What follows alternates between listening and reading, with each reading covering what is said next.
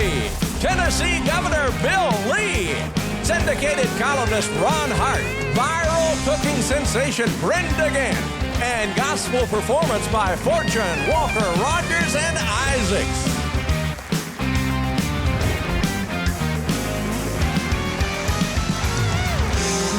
That's Trey Corley in the Music City Connection. And I'm your announcer, Keith Bilbrey. And now, here's Mike Huckabee!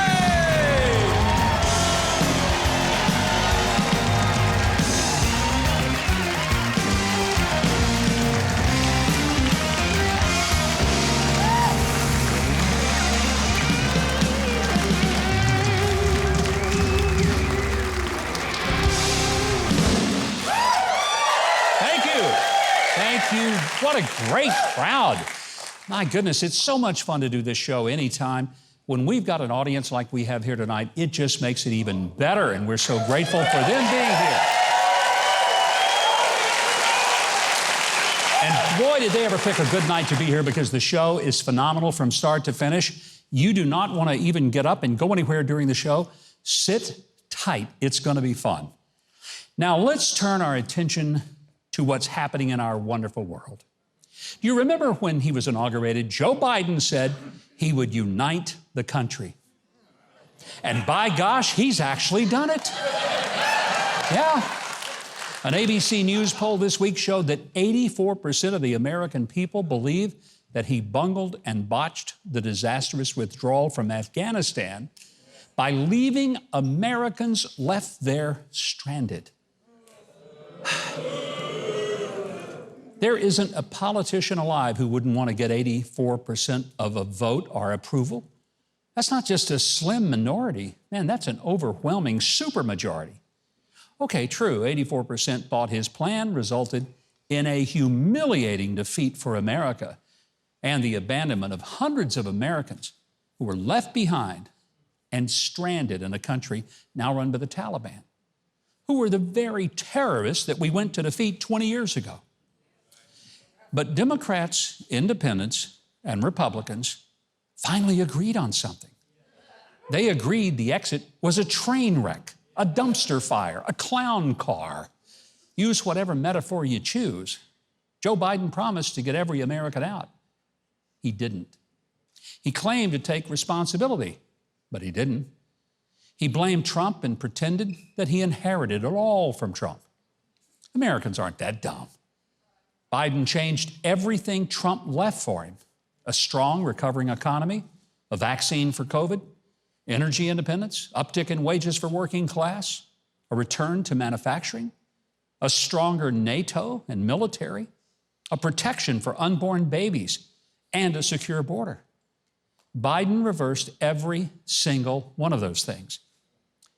The decisions that led to a collapse of the Afghan government and American credibility are all his. Women, students, even dogs got left behind to be slaughtered by the Taliban savages. We even left, think about this, we left him $85 billion worth of military hardware, including Black Hawk helicopters, Humvees, night vision goggles, and hundreds of thousands of weapons that you paid for, but that you can't own in the U.S. But the Taliban now owns them. Even prominent journalists stopped covering for Biden. Richard Engel of NBC was outraged by what he saw. When Biden came into office, he knew that the deal was there. He could have started preparing for it then. Then he pushed back the date of the withdrawal and had even more time to prepare for this. I know people were telling him, or were telling their superiors through their chain of command, that Afghanistan was fragile, that if the U.S. pulled the carpet under the Afghan government, under the Afghan security forces, that things would collapse. And that wasn't all. This is CNN's Clarissa Ward. With Taliban fighters beating them, with mothers throwing their babies, trying to get them inside the airport compound. It is just a picture of desperation, of failure as well. Failure to protect our allies, failure to plan for this eventuality. When the left loses NBC and CNN, they've lost their base. But Joe Biden, who looked at his watch during the dignified transfer of the bodies of the 13 brave American military members who died at the Kabul airport, thought he did a wonderful job. I mean, he virtually broke his arm patting himself on the back for the splendid job that he did. Of course, he never took questions from the press. I guess he wasn't instructed to do that by whoever it is who instructs him to do things. No one I know wanted to stay in Afghanistan forever, but neither did we want to walk away from our fellow Americans and the brave Afghans who helped serve with us and who we promised we would bring them to America so they wouldn't be hunted and murdered. We broke that promise, and we are already hearing of the systematic executions of women, Afghan military members, and even comedians and singers, because music and comedy have been banned by the Taliban. Just as Joe Biden turned his back on the press without taking any questions, so he's turned his back on the American people and retreated back to his safe space. Too bad the 13 military members killed at the Kabul airport are the hundreds of Americans left behind. Too bad they don't have a safe space to retreat to. So after months of the most divided America I've ever seen, old Joe has brought America together after all. And all but a paltry 16% of us agree that Joe Biden embarrassed the United States, betrayed our citizens and our allies, and left hundreds of Americans stranded behind enemy lines to be slaughtered by the bloodthirsty terrorists of the Taliban. And you wonder, just who are the 16% who think that this has been a splendid operation?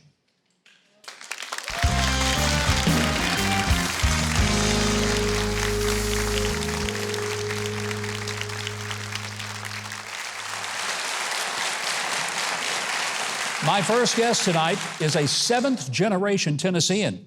He's also the 50th governor of this great state. Under Governor Bill Lee's leadership, Tennessee has been named the #1 best fiscally managed state in the country.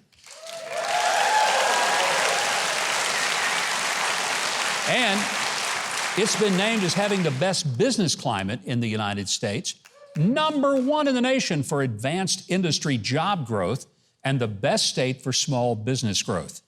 Pretty good record, wouldn't you say? Would you please welcome to the show someone who knows a thing or two about how to run a government, Governor Bill Lee.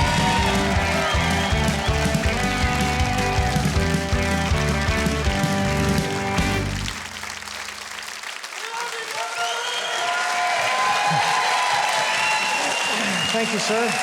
You know, I get the impression that there's about 84% of the people, at least here, who love you and happy to have you here, and we are too. Thank you.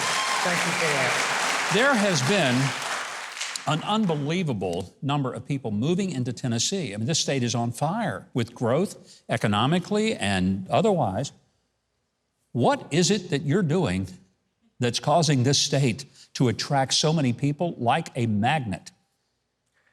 Well, you know, fiscal policy is one thing. We're the third lowest tax state per capita in America. We have no income tax in this state, which is an incredibly important thing to folks. So we have very low taxes. We have a very friendly business environment that we've created.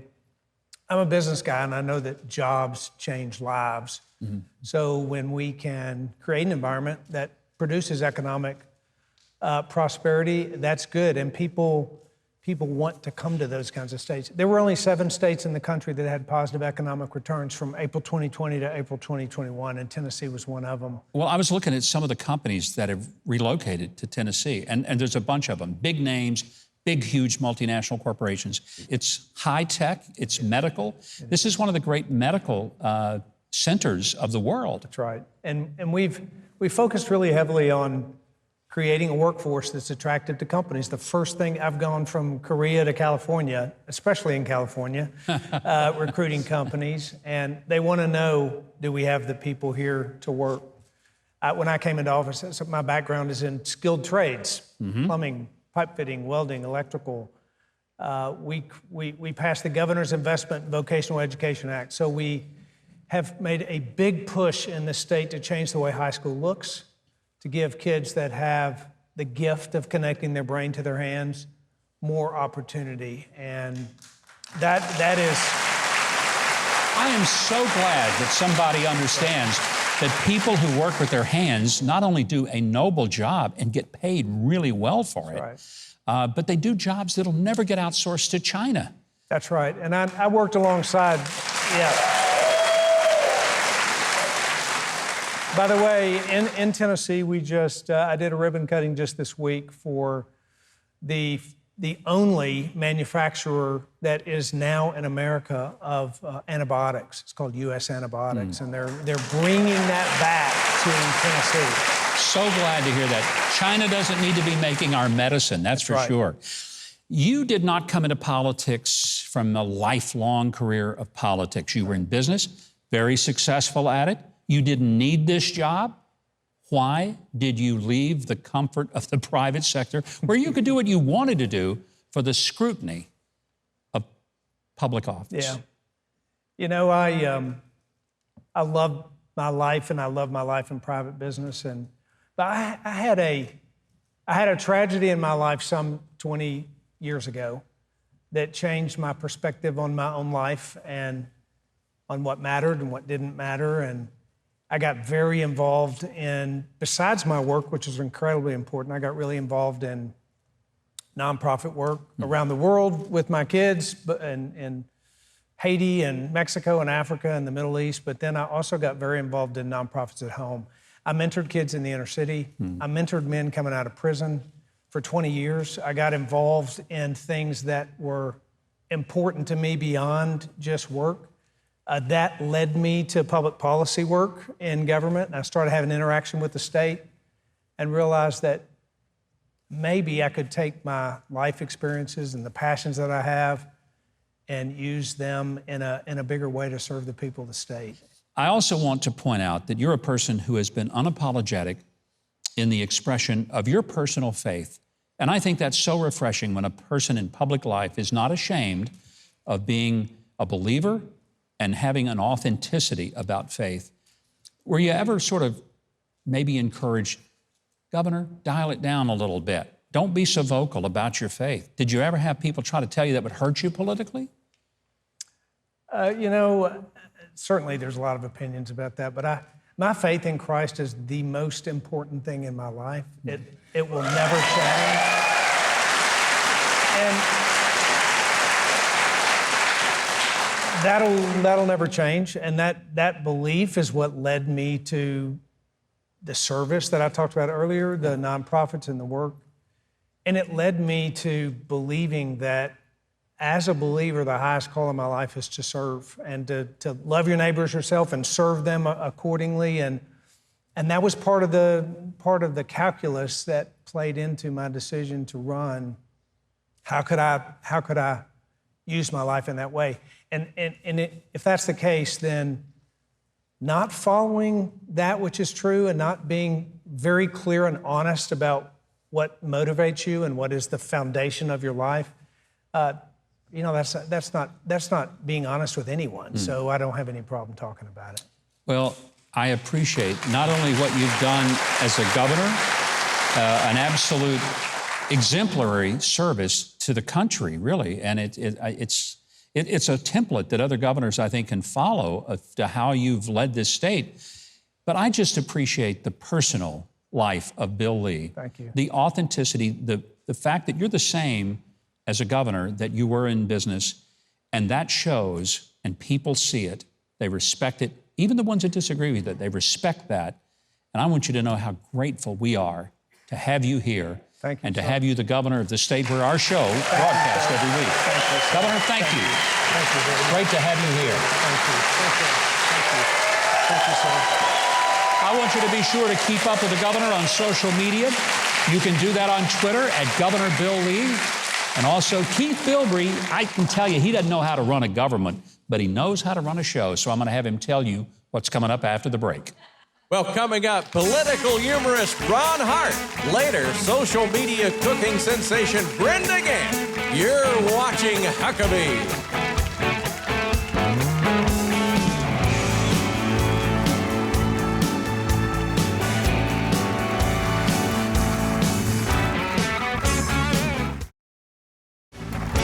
Go to MikeHuckabee.com and sign up for his free newsletter and follow @GovMikeHuckabee on Twitter.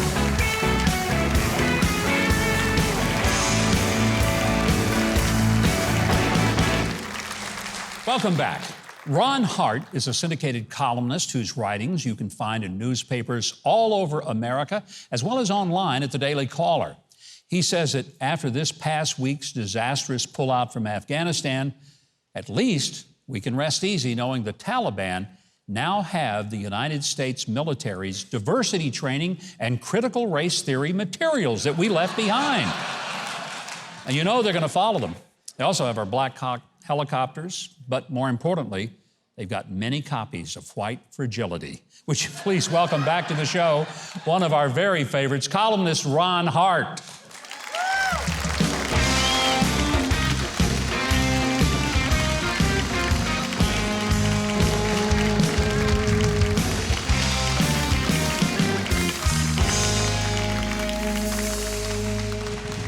Ron, it's great having you back.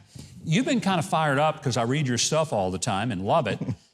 Got any opinions on Afghanistan this week, much? Thought it went well, and I thought it went well. I mean, it was a mess. The good news is actually they're getting Americans out of there pretty easily right now. It's $2,000 they're charging them to fly out of Afghanistan. $3,000 if you want to be inside the plane. So, making a big. But Schumer and Pelosi, they was embarrassed at first about Biden being in Delaware during this thing. The GOP was mad he's in Delaware. The Democrats were mad that he would vacation in Delaware. I can't believe that. But they're mad at him that way. So, but Pelosi and Schumer have also assured all Americans trapped in Afghanistan that they will get a mail-in ballot by November. So that's all. That one is too true to be funny. It may be true. It may be a joke. I'm not sure. It has been a tough week. I think humor is about the only way that we can kind of cope with some of the things that we've seen because it's been hurtful as an American to see this stuff. It's terribly embarrassing. The Taliban pulls into Kabul. They're going eating ice cream. They're playing bumper cars. They got a better work-balance, relationship than I have. I mean, they're just enjoying themselves there. It's just embarrassing. They did the fake Iwo Jima flag, and they're in our face in a tremendous way. But it's got to be scary. You got a regime that makes women cover their face. Kids can't go to school. They stifle free speech, and that's just the Biden administration. That's the the Taliban's even worse than told. I mean, I don't know. We talked about earlier in my monologue that, they've already killed a comedian and a singer because they banned both comedy and music. Ron, if you were there, you wouldn't have a shot, man. I mean, just telling you. Started out to have a shot here in America. I mean, but you have to respect the Taliban. They fought back. They've been invited to play in the SEC. They beat Great Britain, in a war. They beat Russia. Yeah. And they beat us. So the SEC invited me in just on strength of schedule. So we're pretty strong. But speaking of SEC, I mean, football is kind of back this fall for the first time in a couple of years. Yeah, I love football. I'm glad it's here. It'll be a welcome relief to what's going on.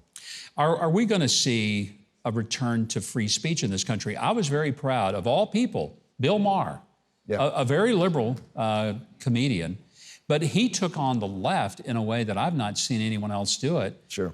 And was very bold in expressing the fact that if we cannot accept the exceptionalism of America and how good a country we are, right, there's something really wrong with us. It's good to see it. He does it every now and then. You have to hand it to Bill Maher. He does it on occasion, and he's also scared of the cancel culture for what he does. Sure. But he's a committed leftist, but he understands the value of free speech. There was a time the left wing of the party really valued free speech. That was a big part of what they do. Yeah. Now they crush it on campus. I think like 40% of students believe free speech should not be allowed, and the other 55% think the government should pay for it. I mean, It's a crazy world in which we live in. Colleges today are crazy. It's not the place you and I used to know. Well, when you and I were in college, the campuses were the place where people pushed for, demanded free speech, and if they did anything, it would be to take over the president's office so that they could have more free expression. Right. I'm just stunned. Where did this whole cancel culture and stifle people's opinions you don't agree with? Yeah. How'd that happen to us? Well, it's a communist tenet of the Communist Party. You stifle any form of free speech that's against what you believe. And the fact that the Taliban killed a comedian, comedy is the most powerful way to make them act right. If you make fun of them, and they hate it, by the way. I get email. So, and no one does it from the right, hardly. I'm fortunately, what I do, there's very few people in my space because most of your comedians, most of your late night comedians are way left. The writers are McCarthy-era leftists that were part of the communist line. All the writers in New York are left-wing liberals, right? So every joke for the last 4 years, Trump is fat, Trump is orange. No humor, it's gone. Yeah. The biggest, I guess, casualty of the Trump administration, I think, is humor, because there's no one really funny anymore. And the right-wing humor is really, you got Biden, who's a buffoon, and you got so many things to make fun of from the right looking at the left. If you're willing to do it, and your house is paid for, you don't need the job. That's a good point to make. I think the biggest frustration, though, is that we're living in a time when the left-wing comics, it used to be the comics were funny. You could watch late night, they could make fun of everybody. These guys aren't funny. They're angry, and they're mad, and they're vicious. And if it was funny, I could go with some of that. There's some funny stuff that used to say, Carson Leno was balanced, I think, to some degree. Yeah. And these late night people right now, they're just angry and they're not funny and they've just, I don't know what, it's just vitriol all night long. It's not even good. And they don't make fun of Biden either.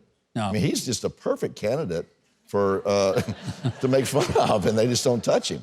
Well, I'm glad that you're willing to, and we're always happy to have you here, and hope to see you regularly. And for the record, my death next week is not an accident. That's good to know. We will report it that way. Yeah. You can find Ron's columns online at dailycaller.com. You can follow Ron on social media at Ronald Hart. And you can also find Keith Bilbrey over at his post, waiting to tell you all the great things we got coming up on the show. So go ahead, Keith, why don't you tell us? Well, next, hit filmmakers the Kendrick brothers. And later, a little taste of Southern with cooking star Brenda Gantt. Stay with Huckabee.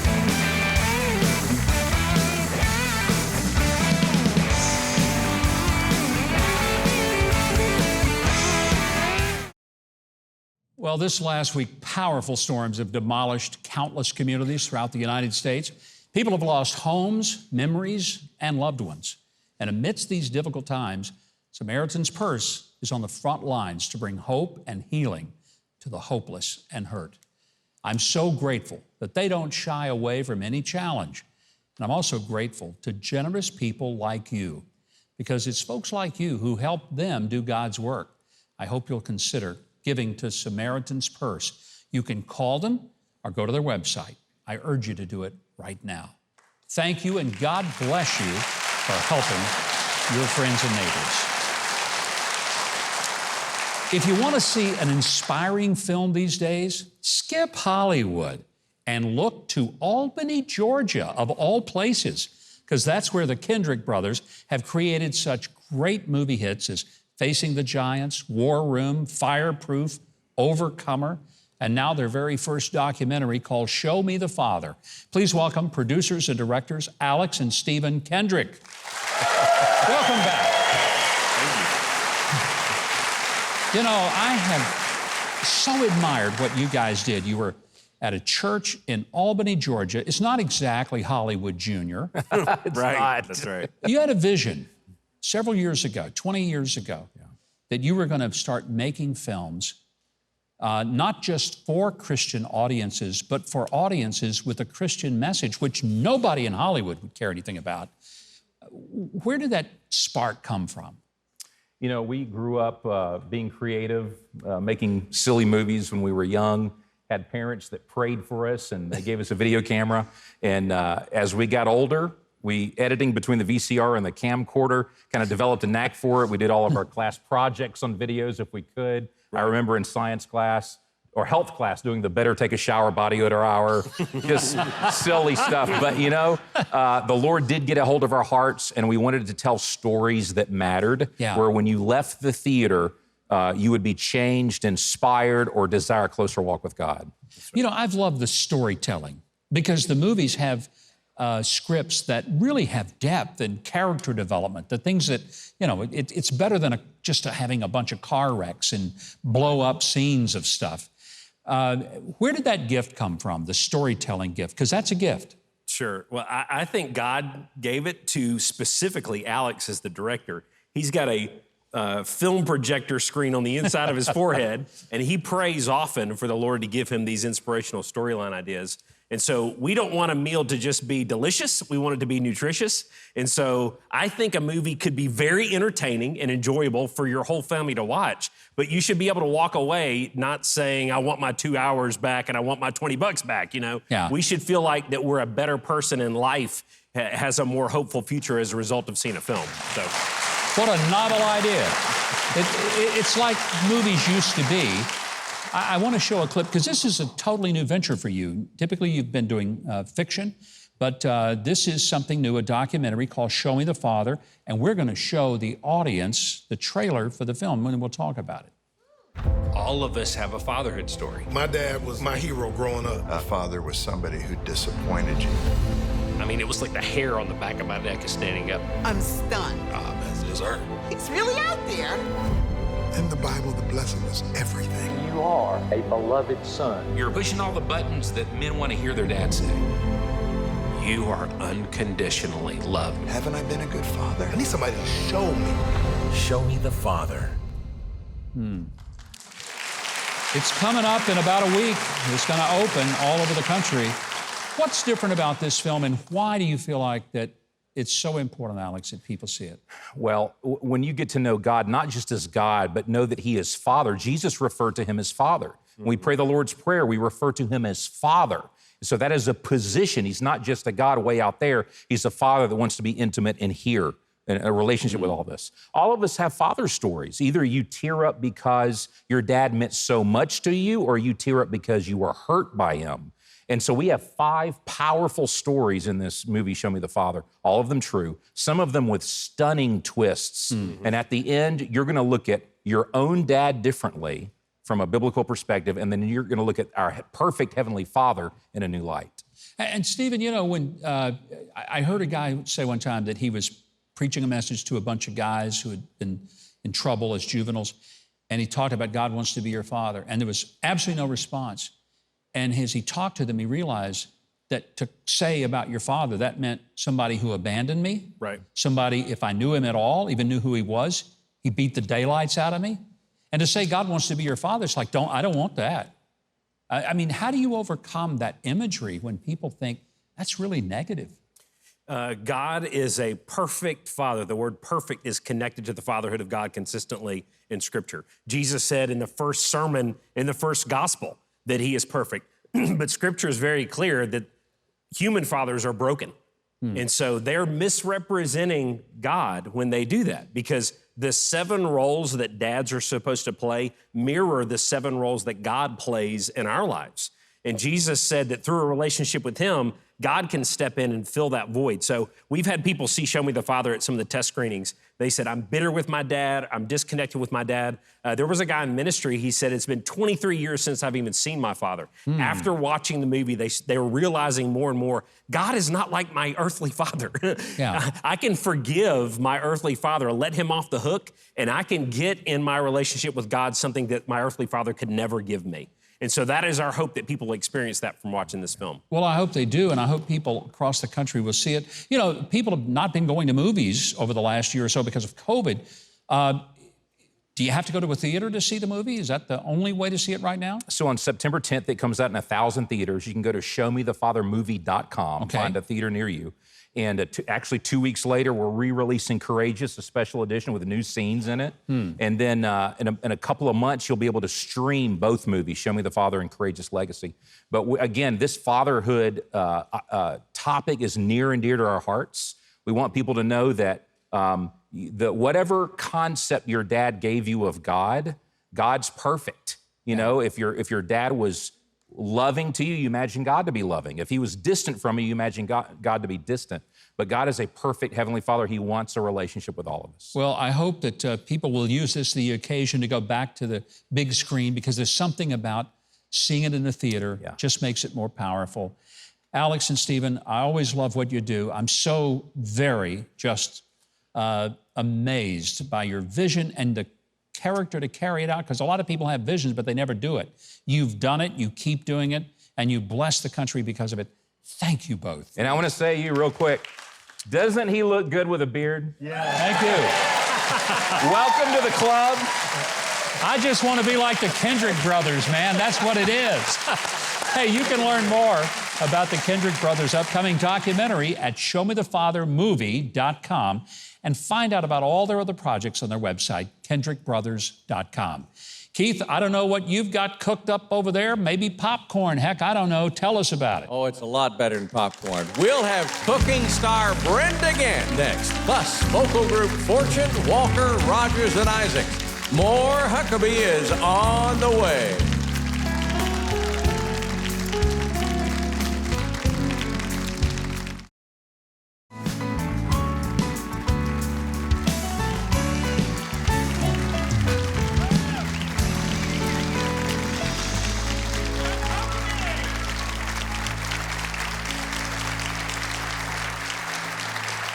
Welcome back. I'll tell you, while we're cooking up some stuff over here at the show, I tell you, Trey Corley and the Music City Connection, they've been cooking up some great music tonight. We love hearing them. Big hand for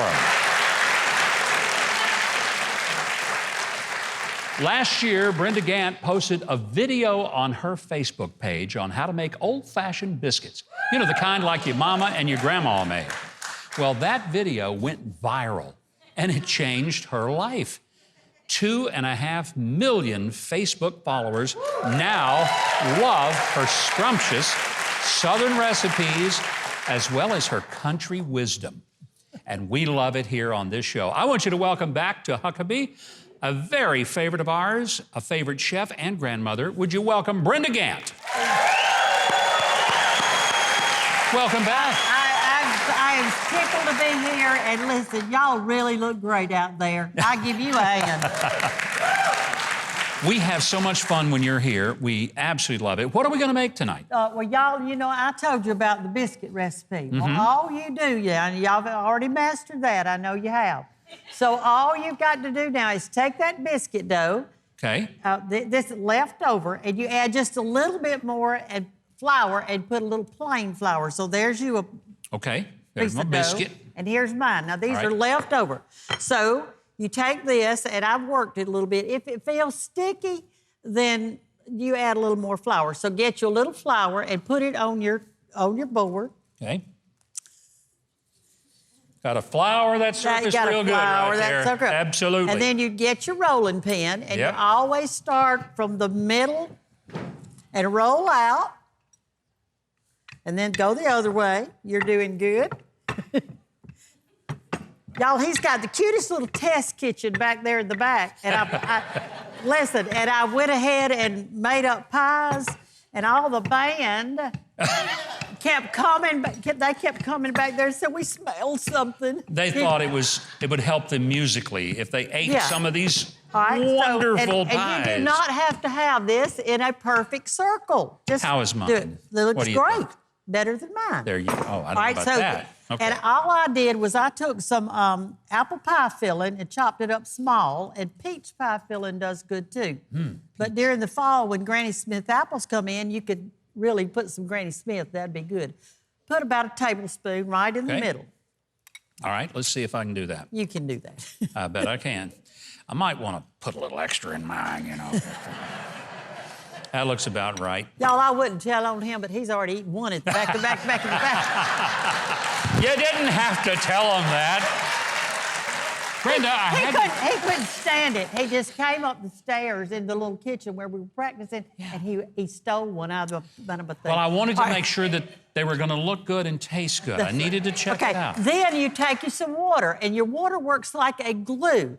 And you take your fingers and dip them in the water, and you water one side of it. and you paint that on really good with your fingers like that. See, I never knew that part of the fried pie deal. That way, when you put it in your grease, it doesn't pop open and your filling come out. That's what you do. So it really turns into like a glue, just that one side. That's right. I'm going to move this where they can see what you're doing. Okay. Okay. They may not want to see what I'm doing. Then you take the other side and pull it up over your pie. Okay. And put your fingers in here then and get some flour on them so they won't stick, and pat that down all the way around. Okay. Y'all, he's doing good.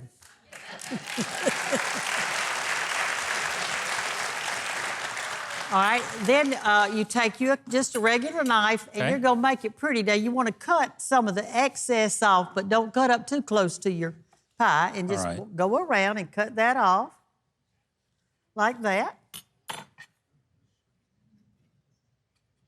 Don't want to get into the filling. You're doing good. Sure. You're doing good. Yeah, there we go. Okay. Now you take your fork. What are they laughing at? Who knows? Take your fork and put it in here. Like that. Okay. And that way you get, your fork's got some flour, and you go around and you press the two sides together with your fork. I remember my mama doing this when I was a little boy, pressing that stuff in the fork. And there you go. Look. And there's your fried pie. And we deep fat fry ours in Andalusia, Alabama. And I've got a black skillet about that deep, and put my oil in it, and you gently put it down in there. And How hot is the grease, Brenda? All right. The grease is medium hot, and when you look sideways on grease like that, you can see it rolling, and that's how you know it's ready. I thought you were going to give me a temperature. This is like... I don't use recipes, and I don't use temperatures. You just got to... You know what? That's pretty smart, because that way you've got to watch your videos and get your cookbook, or you won't know how to do this cool stuff. That's true. But How come really... yours looks better than mine? Well, maybe it's because this. I've made about 2,000 of them. I mean, mine looks like something that fell off the truck. And Well, yours look you know like... what? But it's going to be just as good as this. And so, y'all, listen, if you learn how to do this, you also can roll these things out and cut them in strips, and they're called fried dumplings, and they are really good. And y'all try that. And you put cinnamon sugar on them. They're delicious. And you people that are spending all that money buying Hot Pockets, you make your own. There you go. You know, get you some hamburger meat and some cheese and whatever, and then you got it. And anyway, we made these. I just want y'all to see how pretty they are. They are. They look great. I'm going to take one over to Trey, because I know he would love to have it. Well, he actually came back there wanting one while I ago, bet he and I told probably him, I said, did. You can't have it. That's for the show. I might even get Keith one later, but not right now. Oh, goodness. But anyway, one time in October, my children went out trick-or-treating. We went to an elderly lady's house. We're out in the country, y'all. I live in the country, okay? And she opened the door, and she said, and they were dressed up, so it's Halloween. And we said, trick-or-treat. She said, I won't have any candy, but I'm having company tomorrow. I'm in there frying pies. And you know, my children still remember that lady giving them a fried pie. I believe that. So it's great. I remember you giving me one. I think we ought to try one, don't you, Brenda? Just open it up, let them see inside. There you go. Open it up. Oh, yeah, look at that. Look at that fried pie. Now, we're not going to just look at it, are we? No, let's divide it. Okay, you have the big piece. She grabbed the big piece. That's delicious. It is delicious. And I always say, it's going to be good, y'all. It is going to be good, y'all. For a lot more great recipes, follow Cooking with Brenda Gantt on Facebook and Instagram. I watch her all the time. I really do. It's going to be good, y'all. And you know what else is good? I'll tell you what we have coming up next. Keith Bilbrey is going to tell you about it while I finish off this pie. Not until I get a fried pie. No, country and gospel legends Fortune, Walker, Rogers, and Isaacs are next. You don't want to miss it on Huckabee.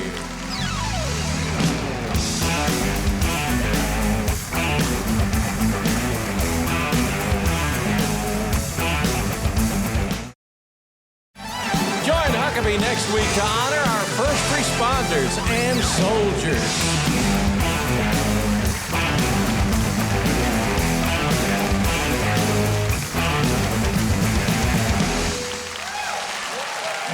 And welcome back. Can I give you a little tip? If you're doing something cooking involving white flour, don't wear dark suits. It's probably not the best idea. Hey, 4 of the most incredible music talents in Nashville have joined forces. They've released an album that represents their amazing musical chemistry. Jimmy Fortune of the Statler Brothers, Bradley Walker, a Dove Award-winning artist, Mike Rogers, a highly respected bluegrass musician, and Ben Isaacs of the Grammy-nominated group The Isaacs have released their latest project. It's called Brotherly Love. Would you please welcome Fortune, Walker, Rogers, and Isaacs. Good to be with you, Governor. Oh, man, I'm so excited to have you guys. You know, I said before the show, I said, this is like getting Willie and Waylon and Johnny Cash and Chris Christopherson together. All of you major players in the music business. Whose idea was it to put together this band? Everybody's pointing at you, Ben. Ben's idea to put this together. Yeah. But what led you to think this ought to work? Well, we were working, it actually started, Mike and I and a buddy of ours, Josh Swift, plays downtown, and we play places around, like Station Inn. And it started by the Gaither people coming and watching us and saying, hey, this is really cool.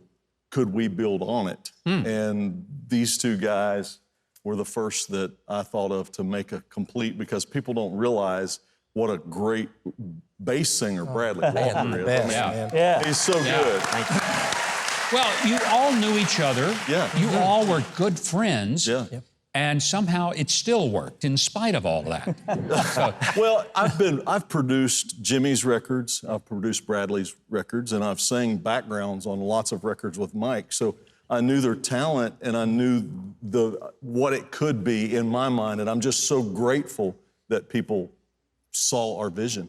Yeah. And the whole idea of Brotherly Love, title of the album, I mean, I guess that's kind of what you call yourselves, Brotherly Love, or? We call it the Brotherly Love Project, because when we started it, you know, we kind of felt, well, for a while, how the world is just going in a certain direction and we just thought brotherly love, you know, I mean, it was such a great song on the record. Why don't we try to spread some brotherly love in this world? Because we sure need it. You know? We need it for sure. Yeah. Mike, one of the things that I said when I was watching you guys rehearse, it was very obvious that you're still having fun and that you love what you do. There was a genuine sense of excitement, even in the rehearsal, that was very evident. You know, that to me is part of what makes this all work. Well, we love each other. We're best friends, all of us. And then the music, you know, when we sing together, there's such a blend, and it's just, it's real. We love the music, but I'll say between all of us, our most important talent is God gave us the talent of loving people. Yeah. And we love people, and we try to put it in our music, and we try to make, you know, a message in the music to the people. And we hope that people get that message. It's a message of love and hope, and just listening to four voices that we feel like really God had put us together. You know, we feel like it's a God thing. Bradley, do you really like these guys? Are you sure? Well, you know, I just feel so blessed and honored to be a part of this group. I mean, you know, Ben called me probably, 2 years ago and said, hey, what would you think about me, you, and Mike and Jimmy doing a quartet thing? And you know, I live down in Alabama, about 100 miles south of here, so I'm not in town all the time and not as much in the business, so to say, as they are. So I just thought, man, how awesome, what a blessing for them to, of all people, that they would call me and want me to be a part of this. And as you and I talked earlier today, you know, you never know when you put four voices together. You may know what each other can do individually, but sometimes it doesn't work. But man, when we got together the first time and just started singing songs, the very first time we ever sang together, just messing around, we sang for 2 hours. And I think that was just kind of an indication to us that, number one, it works vocally, and we have so much fun being together. It's just a huge blessing. Ben, you guys, the Isaacs, have a big thing coming up. September the 14th, the Isaacs are going to be inducted into the Grand Ole Opry. Yes. Congratulations. Thank you. So for you, the hits just keep on coming, don't they? You know, our family has been, it's been an incredible God year for our family. Things that, as a family group that primarily sings Christian music, to be given that opportunity, you know, it just goes to show you how big God is. And if you have a dream, hang on to it. You know, when I talk to people about any of you individually, I honestly have never met anyone who doesn't love you, not just for your music, but they love you for who you are and just for your, just being great people to hang out with and loving the fans and never being pretentious and always appreciating the people who buy the records and who applaud and who come to the shows. I'm still one of those people. You know, I'm as big a fan as anything. You know, really, I mean, I'm a fan of great music, and I grew up, I think we all grew up going to concerts and just loving music. It's who we are. You know, it's more than what we do. It's who we are. And so I just feel blessed, and I think we all feel blessed that people want to hear us and that people would spend their hard-earned money to come to a show and hear us or buy our records. And so we will always be thankful for that. Bradley, I guarantee you, this crowd here, they want to hear you for sure. And you can get your copy of Brotherly Love anywhere music is sold. And you're going to get just a little taste of this fantastic new album right after the break. Buckle your seatbelts, get ready. You don't want to miss it. We'll be right back.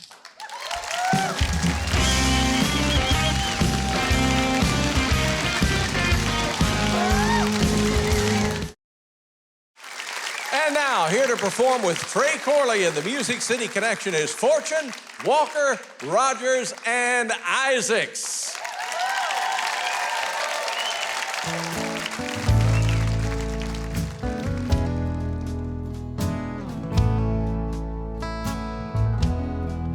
Once I stood in the night with my head bowed low.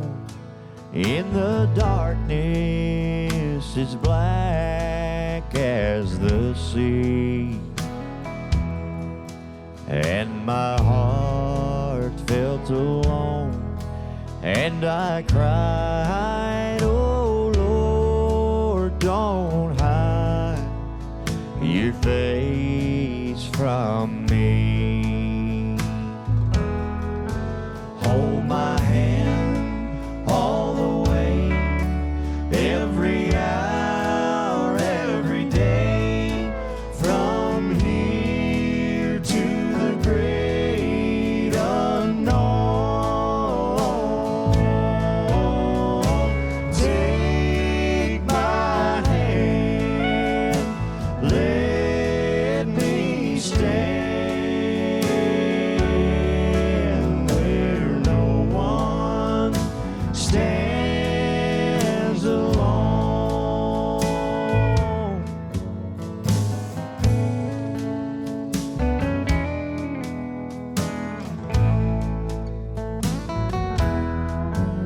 Like a king, I may live in a palace so tall, with great riches to call my own. But I don't know a thing in this whole wide world that's worse than being alone. Hold my hand all the way, every hour, every day, from here to the great unknown. Take my hand, let